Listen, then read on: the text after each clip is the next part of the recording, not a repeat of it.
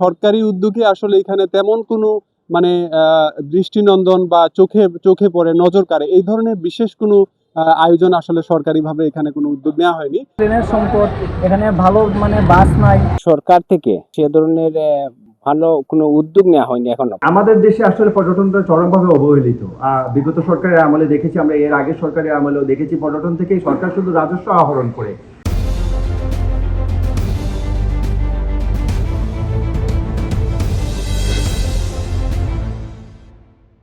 আপনারা জানেন আসলে পর্যটন কিন্তু বহির্বিশ্বের একটি বৃহত্তম খাত। পর্যটন থেকে কিন্তু জিডিপির একটা বৃহৎ অংশ কিন্তু সমগ্র বিশ্বে কিন্তু সরকার আর্ন করে থাকে।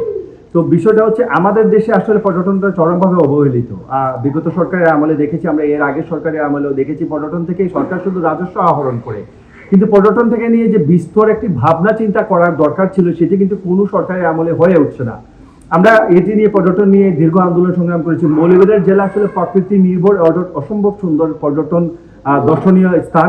এগুলো দেখার জন্য কিন্তু বহির্বিশ্ব থেকে অসংখ্য ফরেনার কিন্তু আমাদের দেশে আসতেন। আমরা অসংখ্য ফরেনার পর্যটকদের নিয়ে কাজ করেছি দীর্ঘ 10-15 বছর যাবৎ। সরকারি যারা উচ্চপদস্থ কর্মকর্তা আছে তাদেরকে আমরা বলেছি যে আপনারা আসলে পর্যটন নিয়ে ভাবুন এবং পর্যটনটাকে সুন্দরভাবে গুছিয়ে তোলার জন্য আপনারা চেষ্টা করুন।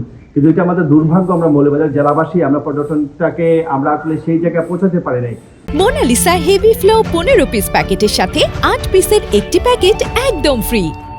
বিকাশের একটি অপার সম্ভাবনাময় জায়গা হচ্ছে বাংলাদেশের মৌলভীবাজার, এবং এখানে আসলে মূলত এই জায়গাটি চায়ের রাজধানী হিসেবেই পরিচিত। তো এখানে ব্যক্তি মালিকানায় বা ব্যক্তি উদ্যোগে এখানে অনেক হোটেল, রিসোর্ট, কটেজ, রেস্টুরেন্ট এবং বিভিন্ন ক্যাফে, ছোট ছোট ক্যাফে গড়ে উঠেছে। কিন্তু আমাদের এখানে সবচেয়ে বড় যে অবস্টেকেল সেটি হচ্ছে যে সরকারি উদ্যোগে আসলে এখানে তেমন কোনো মানে দৃষ্টিনন্দন বা চোখে চোখে পড়ে নজর কাড়ে এই ধরনের বিশেষ কোনো আয়োজন আসলে সরকারিভাবে এখানে কোনো উদ্যোগ নেওয়া হয়নি।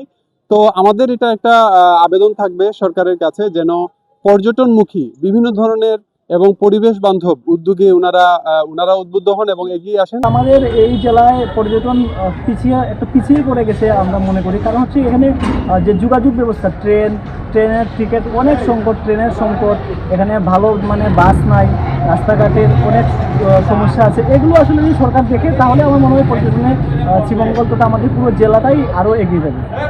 বাংলাদেশের অনেকগুলো বৈশিষ্ট্য মৌলভীবাজার জেলা ধারণ করবে বলে এই জেলা কোনো নাগরিককে ঠিকমতো দেখা বা জানা হয়ে গেলে অর্ধেক বাংলাদেশ দেখা হয়ে যায়।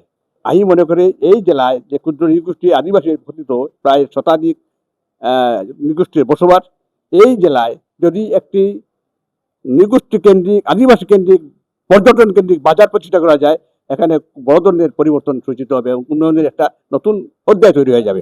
মৌলভীবাজার জেলা আসলে পর্যটন এলাকা হিসাবে পরিচিত। এখানে যেসব পর্যটন এলাকা রয়েছে সেগুলো আসলে প্রাকৃতিকভাবেই তৈরি, কিন্তু সরকার থেকে সে ধরনের ভালো কোনো উদ্যোগ নেওয়া হয়নি এখনো পর্যটন এলাকাকে সমৃদ্ধ হিসাবে আরো জোরালো বা পর্যটকদের আকৃষ্ট করার মতো সে ধরনের পদক্ষেপ কিন্তু এখনো পর্যন্ত আমরা দেখতে পাচ্ছি না।